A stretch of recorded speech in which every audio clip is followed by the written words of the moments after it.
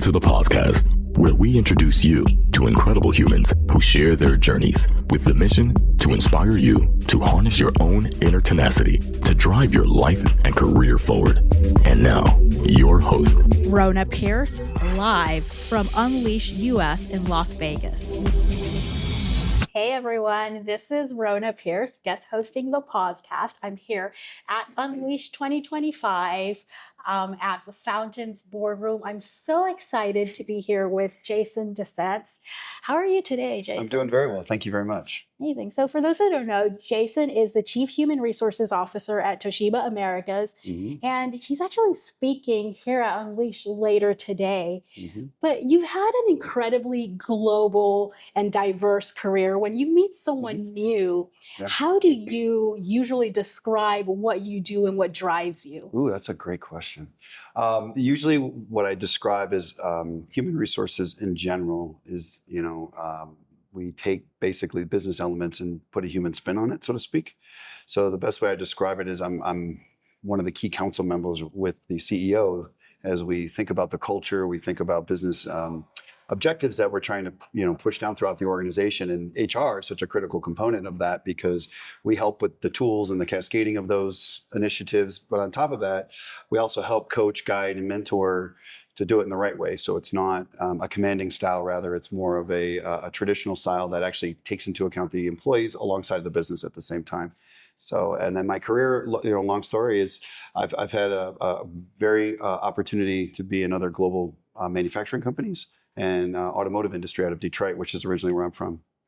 Perfect. I love that. So was there a specific moment in your career where you realized how important influence was for HR? I lucked out, I feel. Early on, I had a couple great mentors of mine, and one of the advice pieces that I got was, you have to own your own career.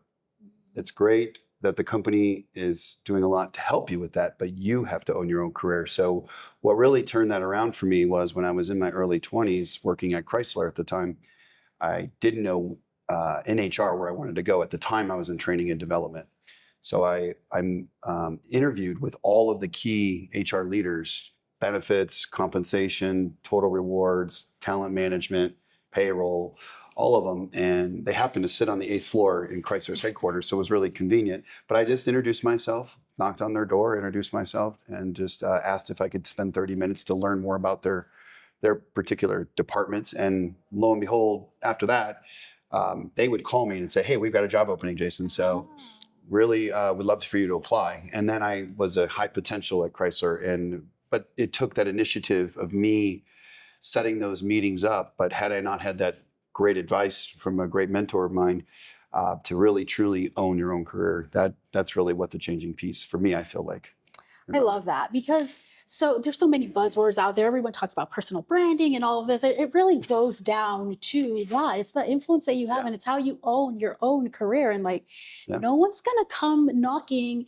Yeah, it does happen for a few people, right? Yeah, we're not going to say no one is. But for most people, you really have to be at the forefront of it. And then the opportunities come. They do. My mother always said, work hard and great things will come to you. I kind of have that as a guiding principle, and I go the extra mile though. But I also volunteer for a lot of stuff. I think it's important you put yourself out there, and that's that vulnerability piece, which I talk about influence later. Come to my session, but you have to be authentically vulnerable, in my opinion, and because HR people can sniff that out when you're fake. So you have to really be vulnerable and actually put yourself out there. Be the person that volunteers. Be sometimes the one that says no when everyone else is saying yes. It's really having the ability to have courage and be curious.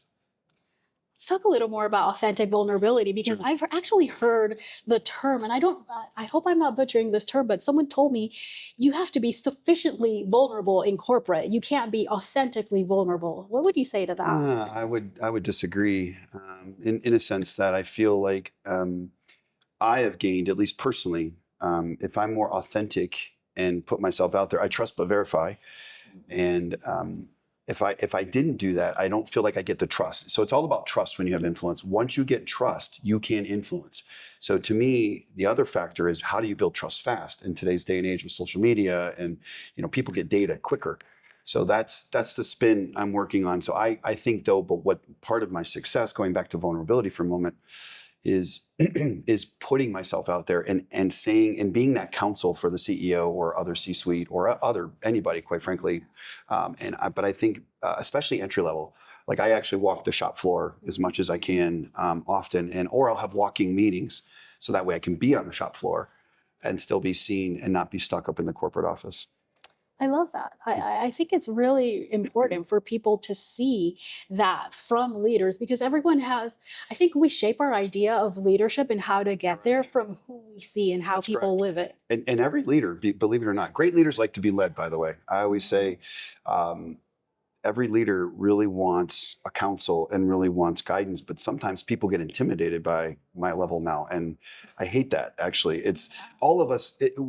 But the challenge is no one prepares a leader for that. Yeah. No one says it could be lonely. No one says, how do you feel when someone's intimidated to talk to you? And when you talk to any leader, they're like, that's crazy. Just come talk to me. But the problem is we never talk about that, actually. Yeah. So it's like no one really addresses it. So I work with leaders a lot on things like that. Like get out there, put yourself out there, because they're intimidated by you. And you need to just put yourself out there and you'll have more fruitful conversations.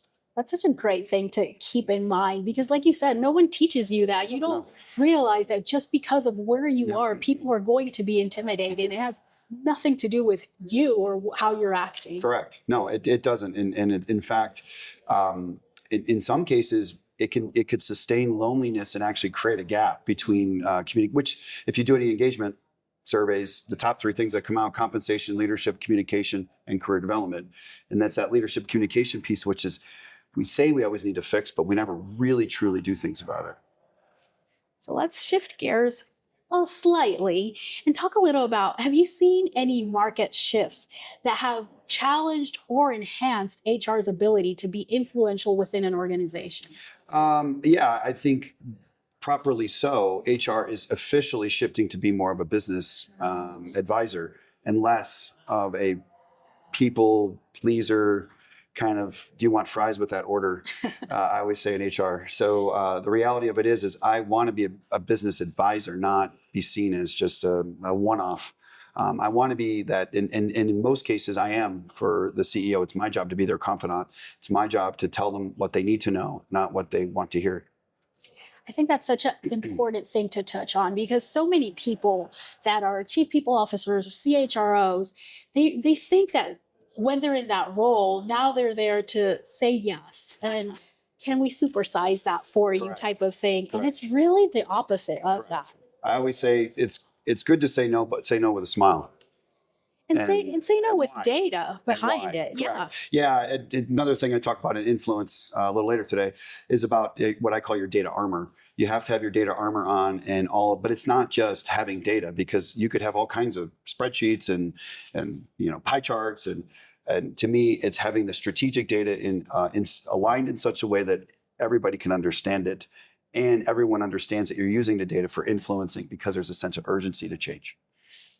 How has data changed the conversation around HR inside of the boardroom?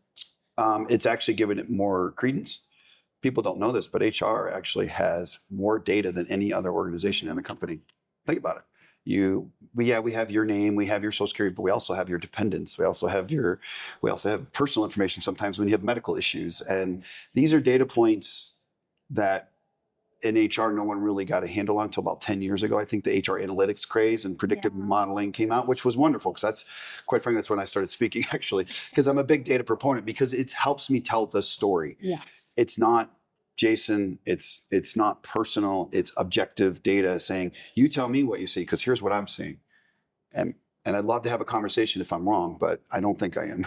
Very few people can argue with facts. And that's why I'm also a data person, because once you show it,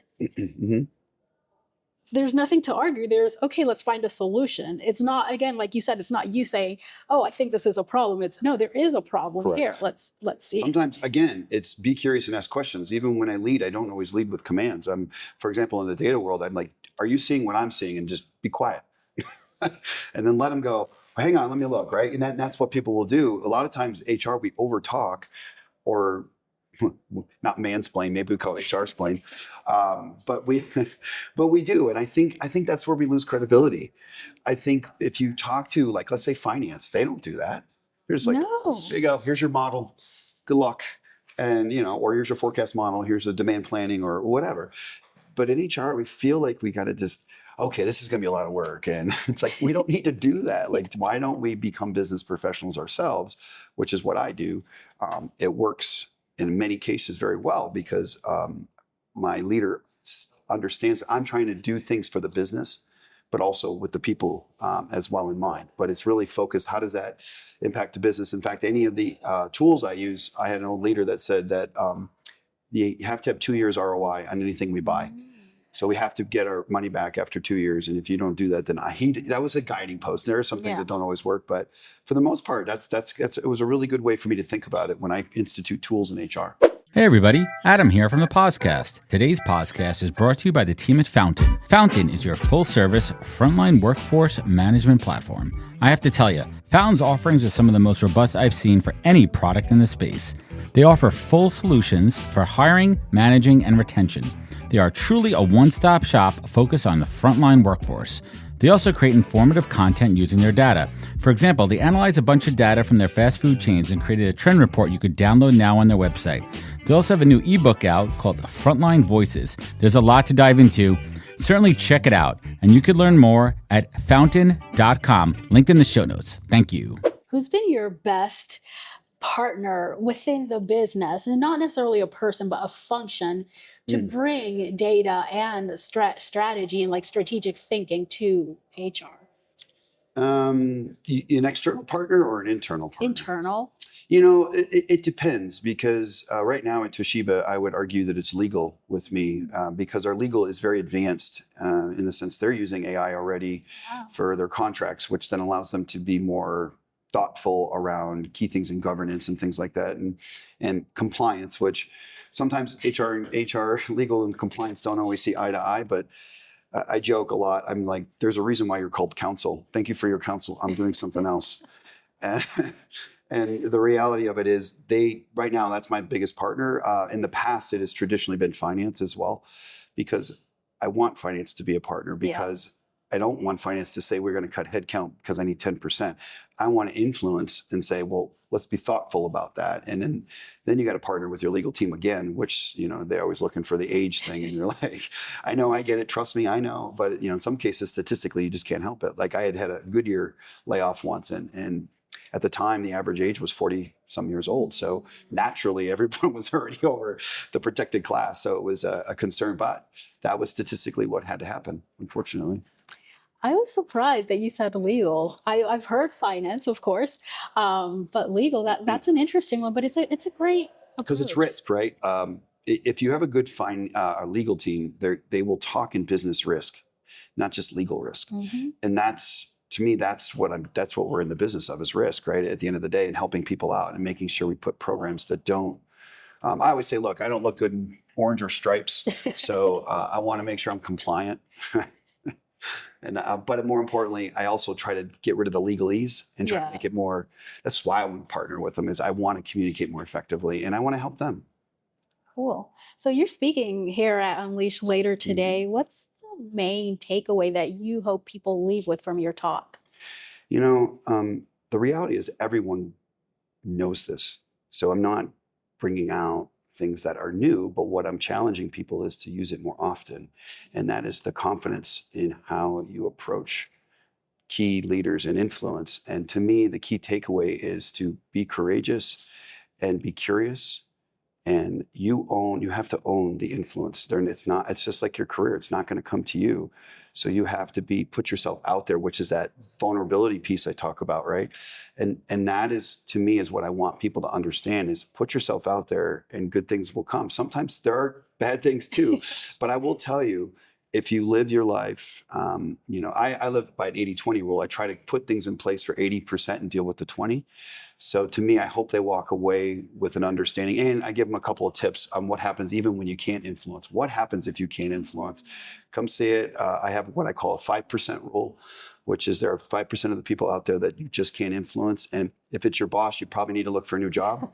And if it's, but if it's somebody in your organization, I tell them all the time, give them minimum level of service, stop being a people pleaser, and move on to those that you can positively impact. Great advice. So I have a few questions. Just don't overthink it. First thing that comes to mind. Oh, that's dangerous. Especially for HR. So what's one piece of career advice that you've ignored, but you're glad you did? Oh, I've never gotten that question. Wow, that's a good one. I've ignored. I think when I was in the auto business, there is a tendency like Toshiba, like you stay there for life. I grew up in Detroit. It's everyone works for the autos, Ford, Chrysler, GM, pick one. And my career advice was, I was told that if I leave, that my career would be over because I was a high potential at Chrysler. And I was slated, not right away, but to be as a successor for CHRO. And that would have been a huge job, of course. But I took the liberty in 2008 in December to leave only because the people had traded out so much. We had a younger leadership team, and I looked up and said, well, it's going to be 10 years before I get the director job. So I left it, went to Goodyear. So what I would tell people is the best advice for me that I ignored was the fact that I actually stepped outside of Chrysler and found my career trajectory actually after that. Don't be afraid. Job hopping, as people said before, was a problem. Now it's not. In fact, if you stay at a company 30 years, it's a detriment. It's crazy how things have flipped. It's wild how things have changed. Yeah. What's a myth about influence that you think needs to go away? Ooh. I think a myth about influence is that from an HR perspective is you can't have a business discussion. Like I can't talk about a P&L. I can't talk about EBITDA. I can't talk about cash flow, op inc, you name it. And, or I can't talk about, supply chain and stuff like that. A myth to me is people feel like you have to stay in your lane. When I advise and influence, not always about HR. Exactly. I mean, right now I'm helping the group work on what do we do with the tariffs. So I'm facilitating key leaders together. So I'm going to influence all of them but it has nothing to do with me. But the business needs the facilitation, and I happen to have that background in change management. So it works really well.